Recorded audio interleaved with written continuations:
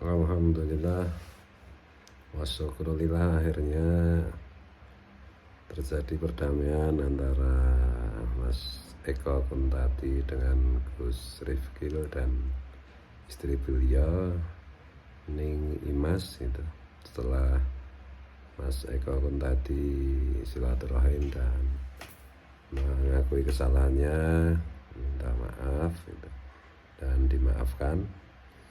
Dan sejak awal saya tidak mengomentari masalah ini karena saya tahu bahwa seorang seperti Mas Eko Kuntadi itu pasti tidak akan pernah berani atau tidak akan pernah punya niat untuk menyerang apa itu Nahdliyin itu. Bahwa itu terjadi tentu karena Mas Eko Kuntadi tidak tahu bahwa yang ada di video itu Ning Imas gitu. Kemudian ketika ditegur langsung di take down dan langsung mengakui salah, meminta maaf, diantar Mas Guntur Romli. Dan para provokator pun menjadi kecewa. Maunya kan mengadu domba antara Mas Eko Kuntadi dengan Nahdliyin gitu. Nah, dan ya ini sesuatu yang blessing in disguise gitu. Jadi dari kesalahan Mas Eko Kuntadi ini kita melihat bagaimana contoh akhlakul karimah yang semestinya, yaitu sebagaimana hadis Rasulullah itu bersabda, orang beriman tuh ya cepat marah, tapi marahnya cepat reda gitu. Itu juga teman-teman Nahdliyin ya, pertama-tama tentu saja reaksinya marah gitu. Kemudian setelah Mas Eko Kuntadi minta maaf dan dimaafkan, ya sudah reda gitu, tidak seperti para kadal itu.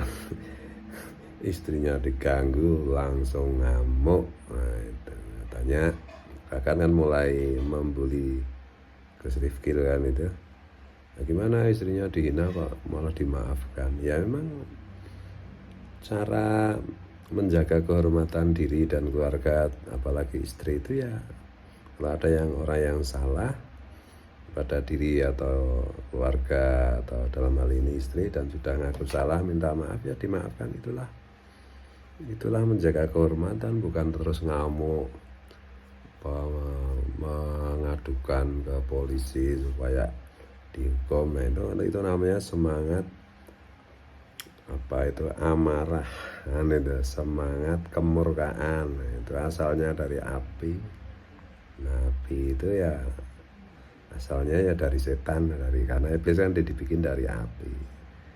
Nah, kita melihat bagaimana kejadian ini luar biasa, blessing in disguise-nya itu sangat mengharukan gitu. Bagaimana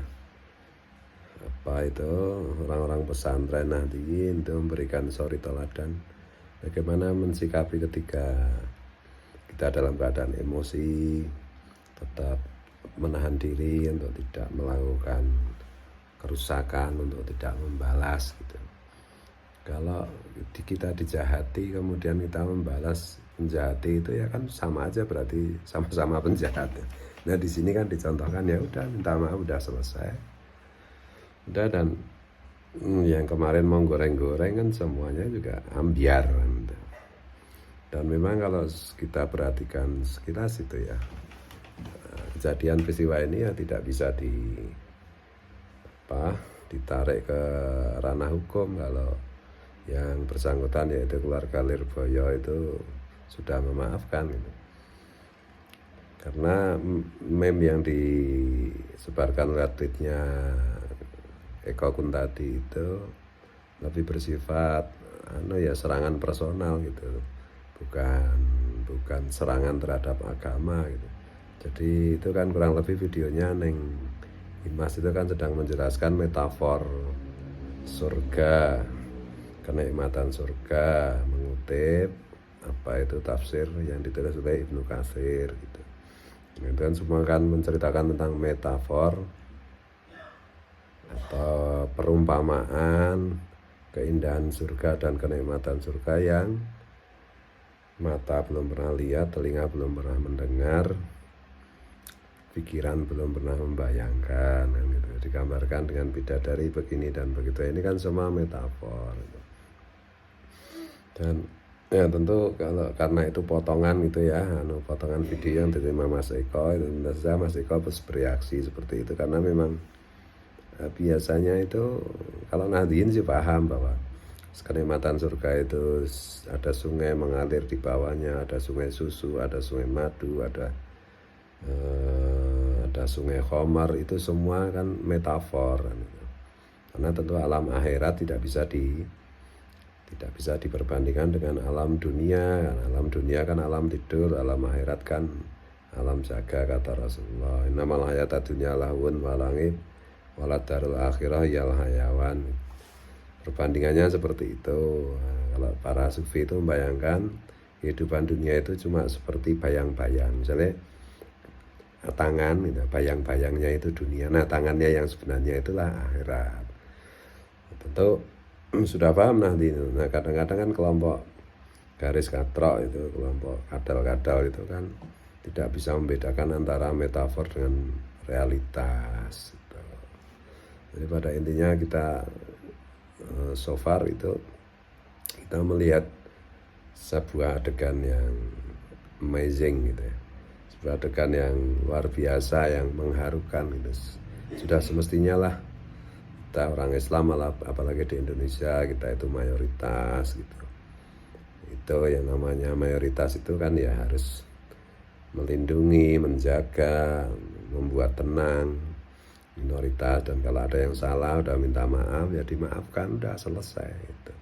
Itulah keindahan Islam, bukan ngamuk-ngamuk, bukan ini. Dan banyak channel kadal kan yang bagaimana itu istrinya dihina gitu kok diem aja, kok nggak ada cemburu. Nah itulah pokoknya intinya suruh ngamuk provokasi. Ya nggak mungkin orang NU diprovokasi untuk menuruti hawa nafsu yang nggak akan mempan lah gitu. Dan ya mudah-mudahan ini menjadi pelajaran bagi kita semua gitu. Dan mudah-mudahan kadal-kadal radikal itu mau belajar cara menjaga Islam itu ya menunjukkan sikap yang besar, menunjukkan sikap besar, menunjukkan sikap pemaaf, memaklumi gitu. Membalas keburukan dengan kebaikan gitu, bukan dengan semangat balas dendam, murka, marah-marah. Itu kan sifat-sifat hewani, sifat-sifat setan. Nah, itu enggak pas. Selamat untuk Mas Eko Kuntadi yang sudah melakukan langkah-langkah yang luar biasa, dan salut untuk keluarga pesantren Lirboyo, terutama Gus Rifkil dan Mbak Imas, luar biasa, sangat mengharukan, sangat menginspirasi.